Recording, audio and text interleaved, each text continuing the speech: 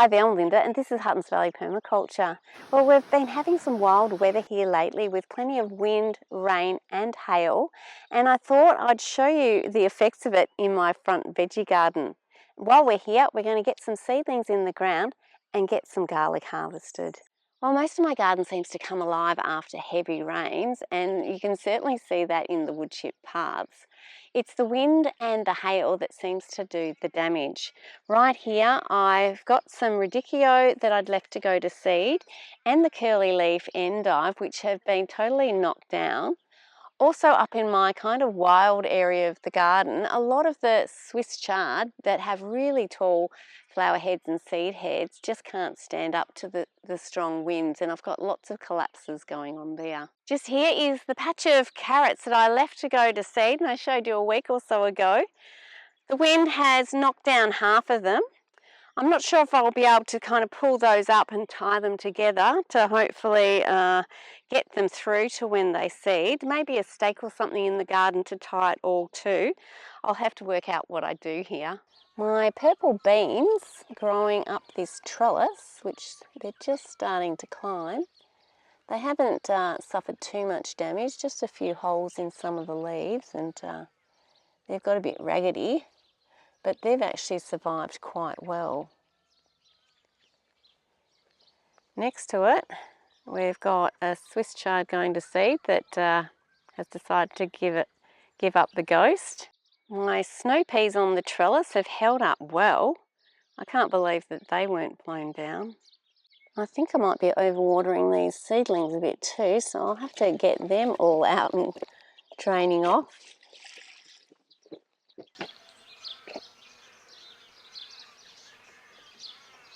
Some of the tomato plants suffered a little bit of damage. They've been growing so well, but they should recover fairly quickly. And as for my pea bed, well, I don't know if it's so much wind and rain, rather maybe rats, chicken and mice, because I've got lots of debris around and certainly some plants that just have been bowled over.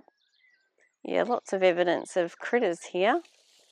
So I might have to keep an eye out on what's doing that. They've certainly just about ruined this lot. Yeah, I don't know if these plants are going to kind of come to life again. They've been pretty squashed and battered actually. That's a shame. As for the other end of that garden bed, these are younger pea plants.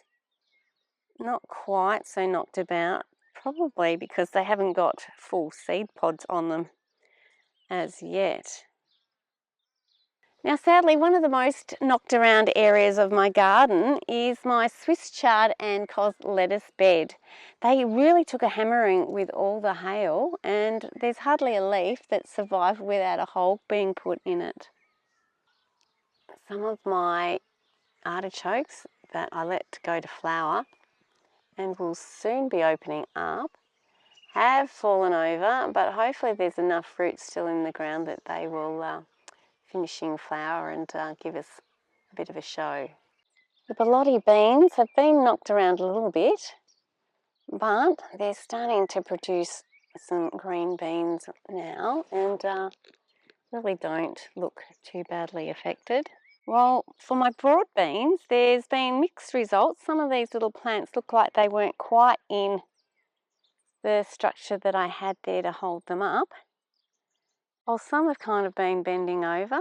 Most of them have held up pretty well to that severe weather. And they're starting to produce beautiful big pods of broad beans. It's kind of amazing. While most of my Swiss chard have been blown down by the wind and the rain, occasionally you get one that's just standing firm. Perhaps the structure next to it helped to protect it a little bit as well. As for my recently planted sweet potatoes, I think that heavy rain has really saturated the ground and made them very happy. Even the one at the end with very little roots is doing well. So while the garden's a bit knocked around, it's not decimated, so that's a relief. And I'm pleased that I held off getting these seedlings in. But I'm going to do it today, hoping for no more hail, Today I've got some eggplant to get in and some chili plants, some spinach and a mixed tray of beetroot. This is the garden bed I'm going to get my eggplants into. I've already got 2 Black Beauty eggplants. One of them was a little knocked around with the weekend weather, but that should come good.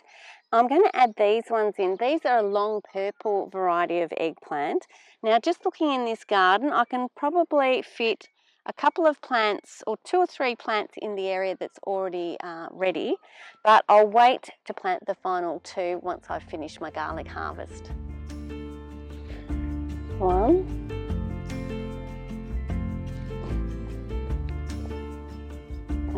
2.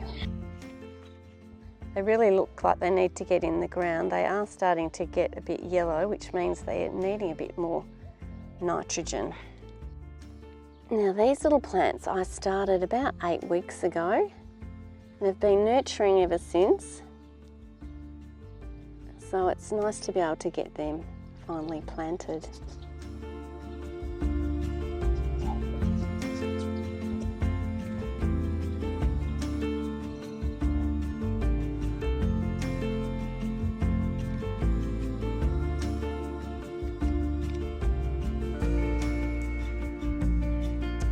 And these 2 I'll plant when I've got these sorted.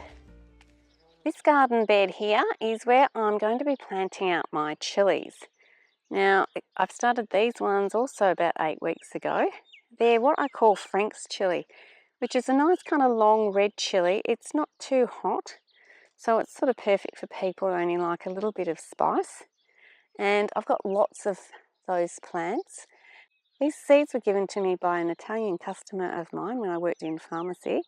He loved to grow all his veg in the garden, so he's given me tomato seeds and chili seeds, and these ones seem to love it here in my climate.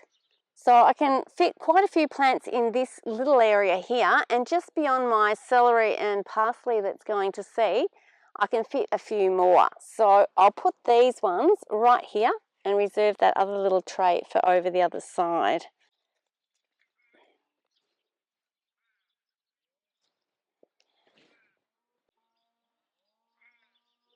Just got to gently pry them apart and retain most of the root system. There's a few different sized plants in this tray. Those ones are looking good, and I'm sure these little ones will take off once the weather is warm as well.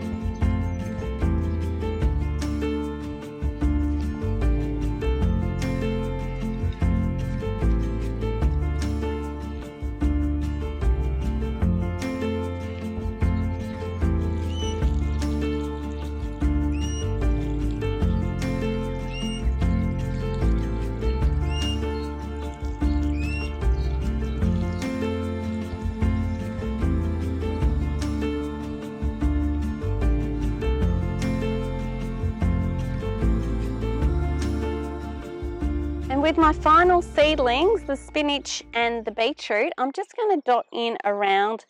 These are capsicum plants, so I'm just going to dot them around there and also around where my chilies are planted, because these are fairly quick growing and should be finished by the time these plants need all the space.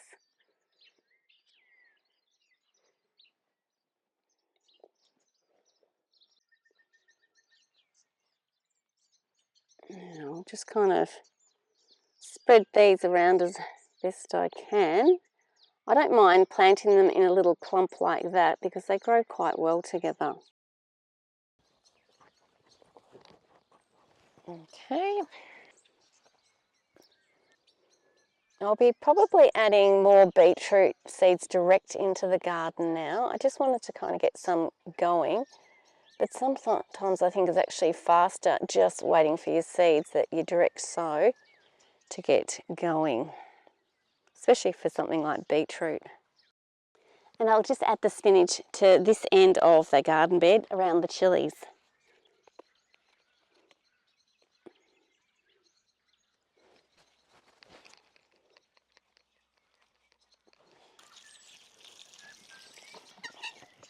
It is a bit of effort getting all these little seedlings in, and it never looks like much when you finish, but it doesn't take long for them to get going and really fill out a garden bed.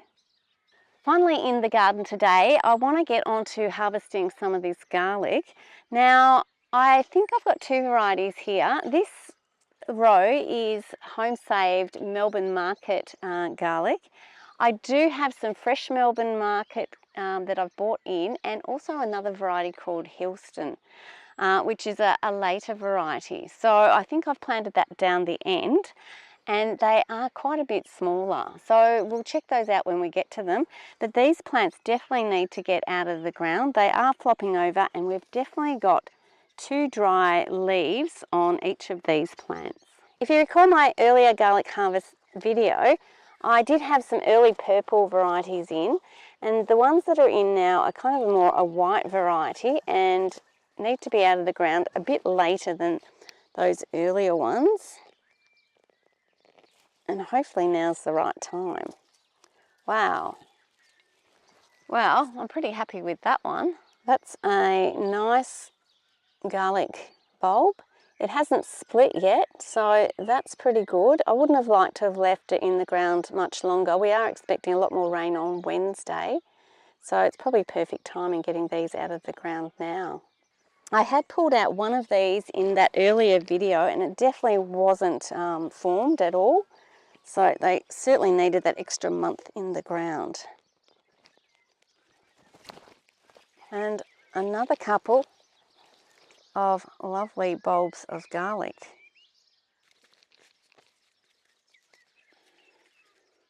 They're kind of a surprise. Up the top you can't really see what's there, but these cloves have filled out beautifully. Yeah. Yes, I'm a lot happier with this harvest than my purples. Now I will be saving the best cloves from this harvest to replant, and if a variety didn't do any good, I just won't replant it. I'll just keep going with the ones that seem to like my climate.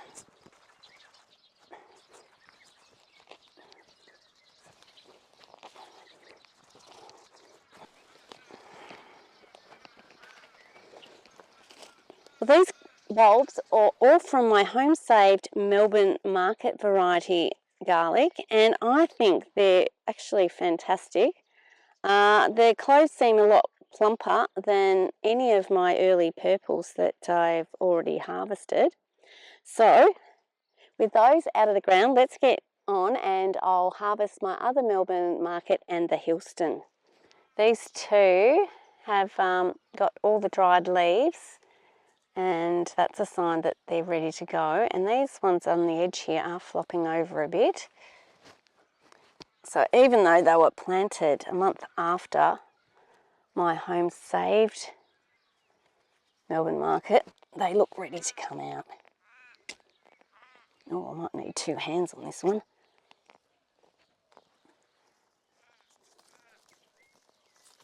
Yep, I'm going to get 2 hands onto this.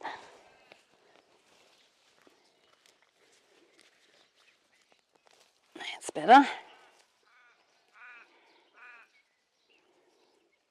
Okay. So looking at that, you can't really see any clove definition like my Melbourne Market. So perhaps I should be leaving these in the ground just that bit longer. I'm definitely going to wait to harvest those other Melbourne Markets, and at this end is my other variety, which is the Hillston. And I did notice lots of these plants are just little skinny plants, so they haven't really done that well compared to the other variety. This one's flopping over, so I'll dig it out and we'll have a look, but I'm not expecting too much from it.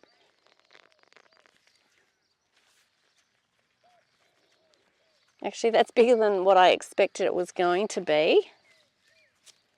And we'll have a look at this, which is kind of looking odd. And there's nothing much there either. One more, and I think I'll just leave these.